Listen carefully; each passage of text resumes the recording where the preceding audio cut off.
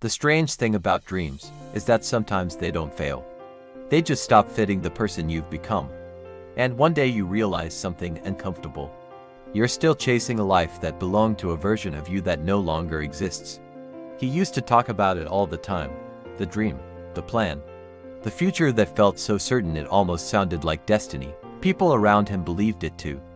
They repeated his vision back to him like it was already written. But something slowly changed. Not suddenly, not dramatically, just quietly. The excitement that once lived inside the dream started fading, and he didn't know what scared him more, letting go of it, or admitting he already had. Be honest for a moment, have you ever kept chasing something? Not because it still felt right, but because too many people already knew it was your plan. At first, he ignored the feeling. Everyone has doubts sometimes, that's what he told himself. Dreams require discipline, dreams require sacrifice. Dreams require pushing through the days when motivation disappears.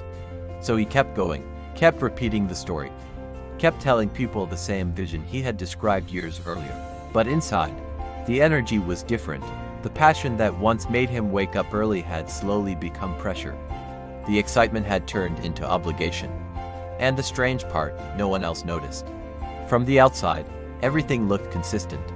The same goals, the same words, the same direction, but internally, something was drifting, because the person who created that dream was younger. More certain, less aware of what life actually asks from you.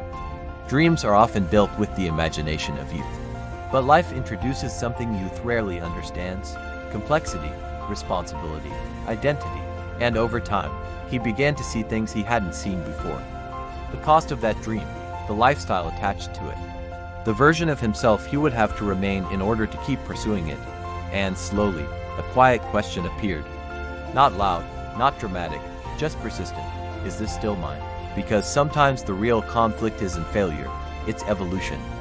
When the person you are becoming no longer aligns with the dream you once declared. But here's the difficult part. When people know your dream, they attach your identity to it.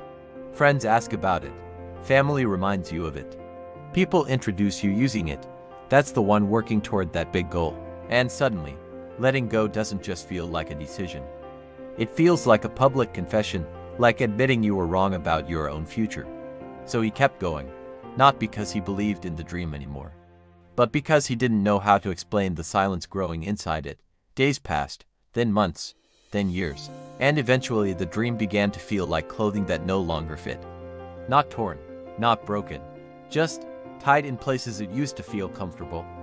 And every time someone asked about it, he smiled, repeated the old answer, and moved the conversation forward.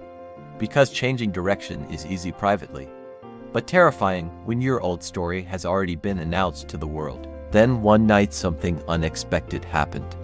He wasn't working, he wasn't planning, he wasn't trying to be productive. He was just sitting quietly, thinking about the future. And for the first time in years, he allowed himself to imagine a different one. Not the dream everyone knew, not the plan people expected. Something else, something smaller, but strangely more peaceful. And that was the moment he understood something unsettling. He hadn't been chasing the dream anymore.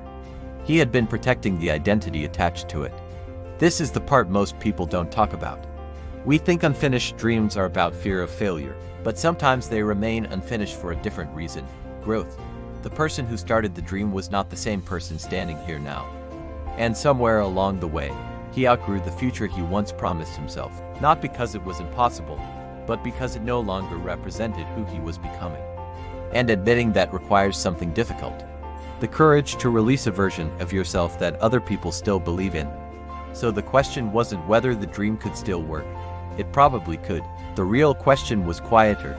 Do you keep living a story that once defined you? Or do you allow yourself to become someone new?